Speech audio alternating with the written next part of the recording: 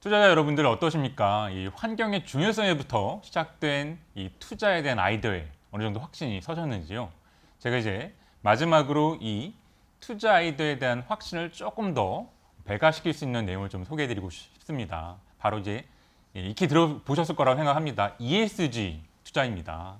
뭐 최근에 금융시장에서 가장 화두가 ESG라고 보고 있는데 이 E는 당연히 아시는 것처럼 환경일 테고, S는 사회, 그리고 G는 이제 거버넌스 같은 지배구조 관련 내용들인데 이 ESG 컬러를 추종하는 전 세계 연기금 자금들이 저희가 오늘 심도 있게 고민을 하고 토론했던 이쪽 분야에 대해서 올해 본격적으로 투자를 시작을 하고 있습니다. 특히나 지금 오늘 저희가 많이 언급했던 글로벌 업체죠. 이외에 대표 주자인 테슬라가 이런 쪽에 대한 실제 성과를 보고 있는데 한번 관련 자료 보시죠.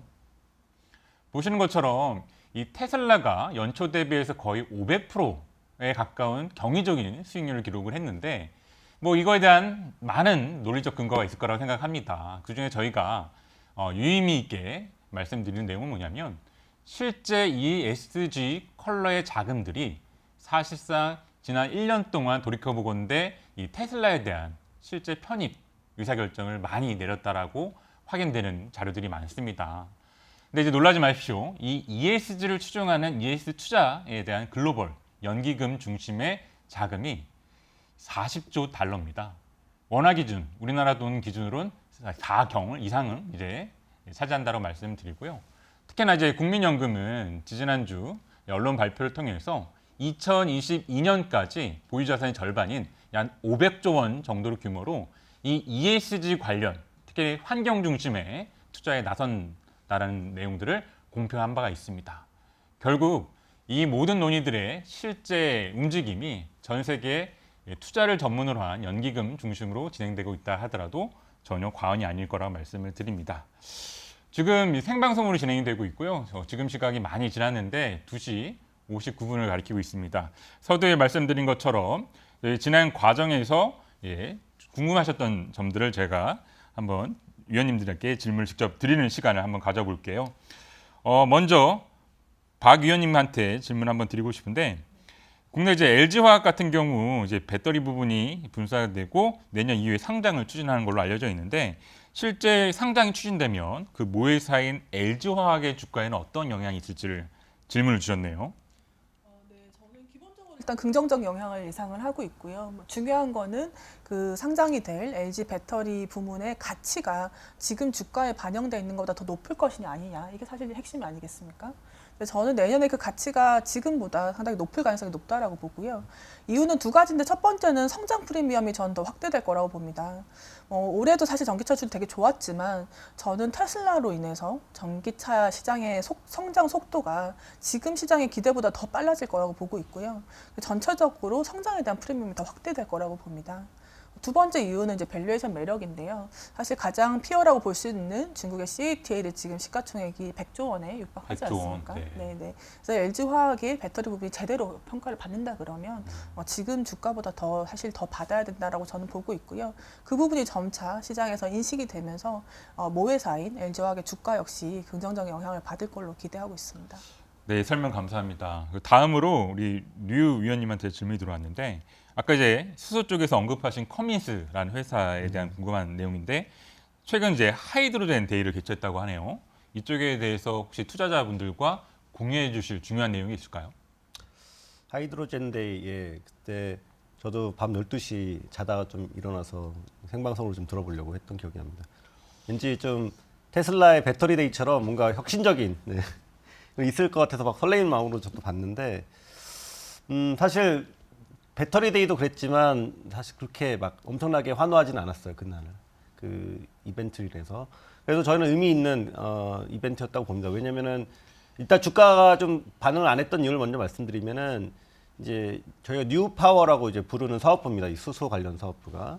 근데 이제 에비타가 이제 마이너스 한 1억에서 2억까지 난다. 올해도 그렇게 전망되고 있는데 내년에도 뭐 크게 달라지지 않는다. 2억까지 손실. 뭐 우리나라 돈으로 2천억이 넘는 돈이니까요. 만만치 않죠. 근데 그래서 이제 실적에 대한 기대감은 조금 이제 그 분야에서는 좀 떨어진 건 사실입니다. 하지만 우리는 이걸 투자라고 생각한다 이렇게 얘기를 했고 예상되는 손실이다 뭐 이렇게 얘기를 하면서 워낙 우리는 현금이 아까 제가 말씀드렸듯이 현금이 많기 때문에 현금 흐름으로 충분히 투자를 계속 해야 된다라는 점. 또 하나 이제 주목해야 될 부분은 그 커민스의 전략이 상당히 스펙트럼이 넓다 이렇게 저희가 이제 파악을 할 수 있었고요. 수소 생산부터 사용까지 그리고 충전소를 포함한 많은 이제 인프라의 어떤 구축에 대한 어떤 계획을 좀 피력한 바 있고요. 마지막으로 제가 주목할 것은 이제 중국 시장 진출입니다. 그러니까 이제 보통 이제 중국 시장 진출한다면 중국 수소차 이런 걸 많이 생각하지만 수전의 시장에 중국 수소 생산의 시장의 시노펙과 같이 이제 사업을 본격화한다라는 것들을 이제 언급을 하면서 장기적인 어떤 수소를 중심으로 한 친환경 업체로의 변신에 대한 어떤 전략을 다시 한번 확인할 수 있었습니다. 네, 바로 이제 이광석 의원님께 마지막 질문을 드려보면 아까 순환경제라는 새로운 개념을 저에게 소개시켜 주시면서 웨스트락이라는 회사를 언급하셨는데 이 종이로 플라스틱을 대체한다고 하면 뭐 써보신 분들은 아시겠지만 약간 눅눅해지는 이 불편함을 또 감수할 수밖에 없습니다.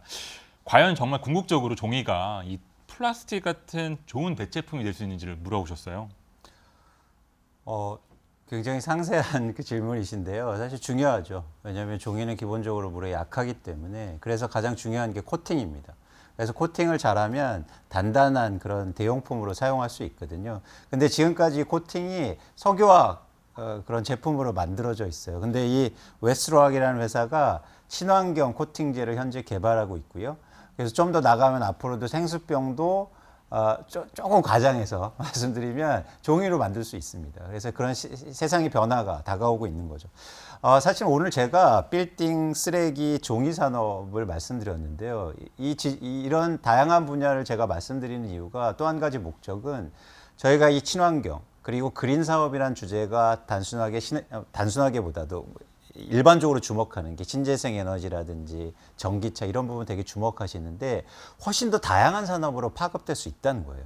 그런 차원에서 여러분들이 좀 이렇게 유연한 그런 생각으로 다양한 비즈니스, 다양한 산업에 관심을 가지실 필요가 있고 그 중에 하나가 저는 종이 산업도 굉장히 중요한 분야가 될 것으로 생각하고 있습니다. 네, 좋은 설명 감사드립니다. 투자자 여러분들 어떠셨는지요? 상당히 만족하셨는지 궁금합니다. 저희 이제 오늘 그린 세션에서는 이 중장기적으로 이 환경에 대한 중요성에서 태생된 이 그린 산업에서 단기적으로 그치는 것이 아니라 중차대하게 오랜 이제 테마 성장을 검토할 수 있는 이 환경, 그린 산업에 대해서 조망을 해봤습니다. 이런 것들은 정치적인 논리가 아니라 결국은 저희가 경험한 바 온고잉 할 수밖에 없는 아주 중심축을 갖고 있는 투자 기회라고 보고 있고요. 오늘 여기서 논의했던 이런 내용들은 이번으로 그치는 것이 아니라 지속적으로 미래에셋 대우 리서치 센터를 통해서 아주 풍성하고 귀중한 내용들을 투자 정보로서 제공을 해드릴 것을 약속하는 바입니다. 오늘 끝까지 함께 해주셔서 참 감사드리고 인사드리고 이 시간 마무리하겠습니다. 시청해주셔서 감사합니다.